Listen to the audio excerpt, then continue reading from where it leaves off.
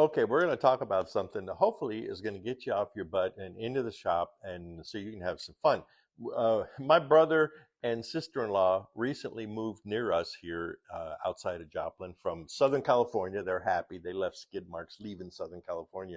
And when they got here, I said, do you have a 22 rifle or something? Because you're going to find we live in the country that having a 22 rifle is pretty handy, because there's armadillos and raccoons and who knows what else. Yeah, and they're not really shooters. And so her husband said, "Yeah, I got a 22 rifle." And so he brought it over about a week ago, and it's this Glenfield Model 25. I don't know, it's 35 or 40 years old at least, probably. Except it didn't look like this. It was pretty rusty, and it didn't have a scope on it. And I tried to run the bolt, and it was like it was all cruddy and full of old dried up grease and everything. So I took it all apart, cleaned it all up, steel wool, WD-40, got all the rust off, most of it, did a little bit of cold bluing.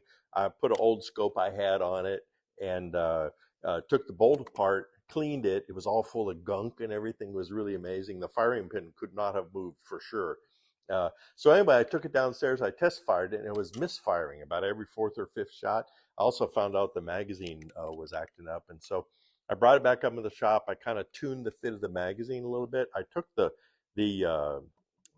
bolt apart again, and then what I did was I cut the shoulder back on the firing pin to let it extend a little bit more because it looked like the end was peened.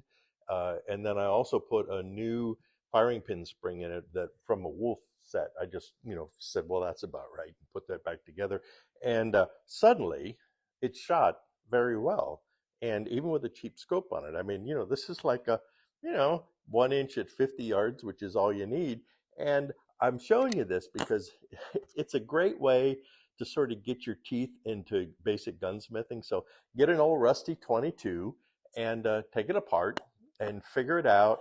Fix, anything that's broken. Learn about cold bluing. Maybe do a minor stock refinish or something. I put a little wax on this one just to make it shiny. Uh, and basically bring one of these old guns back to life because it's really satisfying. And then once you do one, I promise you, you'll want to do another one.